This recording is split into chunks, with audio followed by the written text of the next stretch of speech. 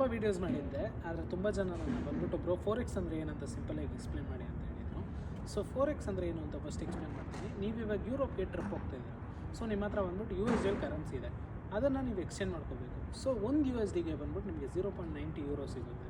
ಆ ಯೂರೋನ ಇಟ್ಕೊಂಡು ನೀವು ಆಲ್ರೆಡಿ ಹೋಗ್ಬಿಟ್ಟಿದ್ದೀರಾ, ಅಲ್ಲೋಗಿ ನೀವು ಐಟಮ್ಸ್ ಎಲ್ಲ ತೊಗೊಳೋವಾಗ ಆಮೇಲೆ ಸುಮ್ಮನೆ ಚೆಕ್ ಮಾಡ್ತಾ ಇದ್ದೀರಾ, ಅವಾಗ 0.92 ಆಗಿಬಿಟ್ಟಿದೆ ಯೂರೋ ಪ್ರೈಸ್. ಈ ಇನ್ಕ್ರೀಸ್ ಇದೆ ಗೊತ್ತಾ, ಇದನ್ನು ಅವ್ನು ಟ್ರೇಡರ್ ಹೆಂಗೆ ಬೆನಿಫಿಟ್ ಮಾಡ್ತಾನೆ ಅಂದರೆ, ಆ ಪ್ರೈಸ್ ಬಂದ್ಬಿಟ್ಟು ಲೋವಲ್ಲಿದ್ದಾಗ ಅವ್ನು ಬೈ ಮಾಡಿಬಿಟ್ಟು ಇವಾಗ 0.92 ಆಯ್ತಲ್ಲ, ಅವಾಗ ಅವ್ನು ಸೆಲ್ ಮಾಡ್ತಾನೆ. ಇವಾಗ ಇದೇ ಥರ ಕಡಿಮೆ ಇದ್ದಾಗ ತೊಗೊಂಡು ಹೈ ಆದಾಗ ಸೆಲ್ ಮಾಡೋದು, ಹೈ ಇದ್ದಾಗ ಸೆಲ್ ಮಾಡಿಬಿಟ್ಟು ಕಡಿಮೆ ಇದ್ದಾಗ ತೊಗೊಳೋದು, ಇದೇ ಫೋರೆಕ್ಸ್ ಟ್ರೇಡಿಂಗ್.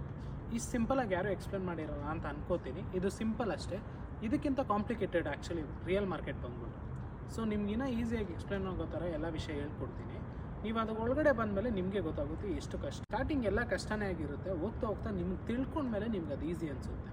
ಸೊ ನೋಡಿ, ನನ್ನ ವೀಡಿಯೋಸ್ ಎಲ್ಲ ನೋಡಿ, ಇದರಲ್ಲಿ ನಾನು ಇನ್ನೂ ಸಿಂಪಲಾಗಿ ಆದಷ್ಟು ಸಿಂಪಲಾಗಿ ಎಕ್ಸ್ಪ್ಲೇನ್ ಮಾಡ್ತೀನಿ. Thank you traders. Have a good day, have a good trade. Bye.